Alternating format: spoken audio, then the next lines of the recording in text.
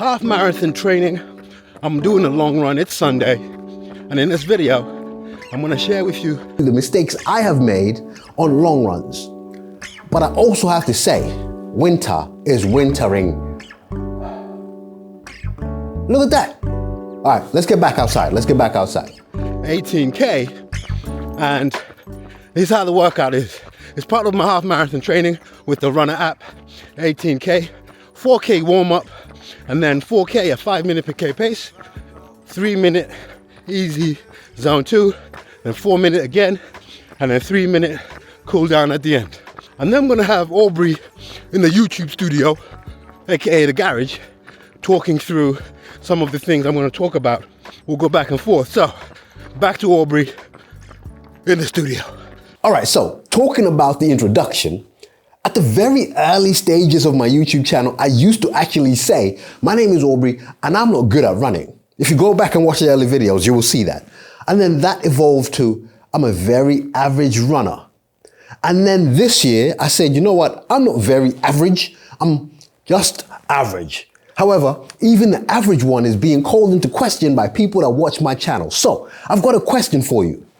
What's the next step? If you follow that progression, what would you say I should say as part of my intro? Put that in the comments below. Right.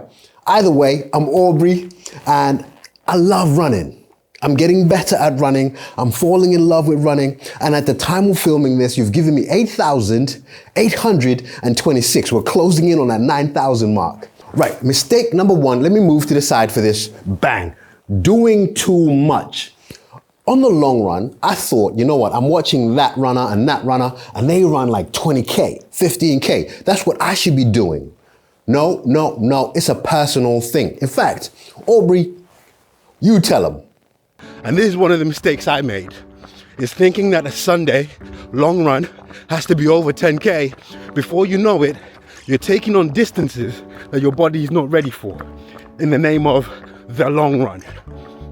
The main point here is only do distances that you can manage, and as you go, progressively extend that. The recommended amount of progression is 10% each week. Go with that.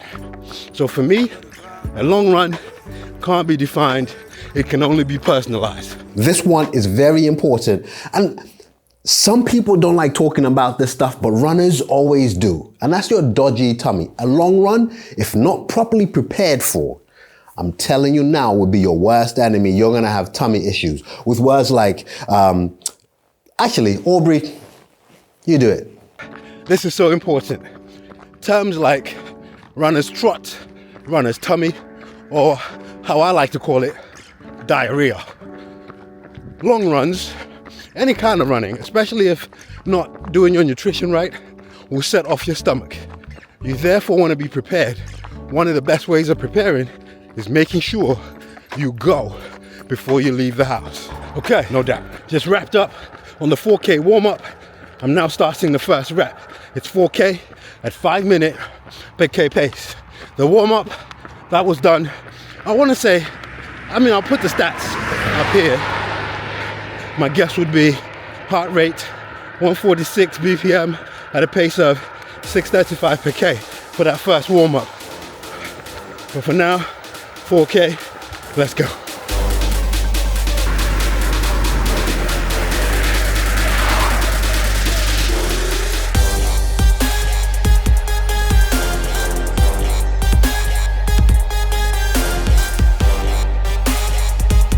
First 4K, hard, done.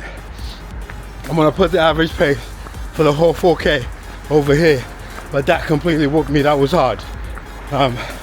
We got 3K, comfortable pace, which is zone 2 for me. So I'll probably dial it down to about 6 minutes, 35 seconds per K. Let's settle the heart rate and get back with the next 4K. Let's go.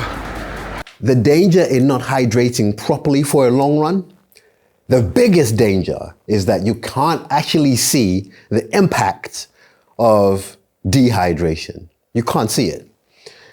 It's internal. It's your organs. Of course you can. When you start getting dry lips, your skin shows and all this kind of stuff, I get it. And even the color of your urine. But internally, your organs, you can't see that. Aubrey, talk about hydration. At some point after my 10K, I will have my gels. Throughout, I'll keep having my water. Don't do a long run with just the water or hydration that you did at home. Always make sure you've got water with you, or if you feel like you're gonna stop at a shop to get something, that's perfectly fine. But make sure you're keeping up with the hydration. The mistake I made, I noticed at the back end of my long run, or even when I get home, I just shut down. I used to think that's just me being tired, but it's actually your body literally shutting down. So please be careful. Okay, so 3K recovery done. We're about to go into 4K at a pace of 5 minutes and 5:15 per K pace. Let's go.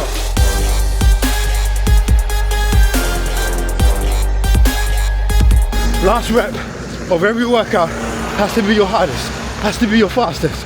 Make that tradition. That's what we're gonna do right now.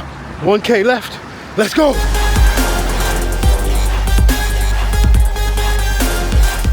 It won't feel great, it's gonna hurt. It's really tough, but you gotta remind yourself that so are you. Let's go. 500 meters to go. And then we go recovery. Let's go. All right, 3K, easy, zone 2 pace. Let me just catch my breath, because that was strong. And there's the split.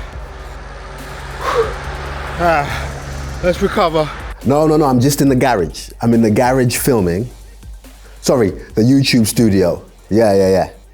Now I'm just filming. I'm actually going to talk about the importance of being able to be contactable while you're out on a run. So this is going to be a good segue.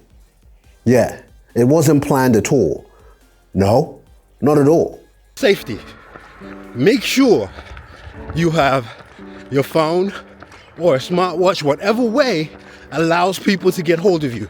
You never know what could happen on a long run. It's not always safe. You might get injured, so you can't run anymore. You might need to get a taxi back home.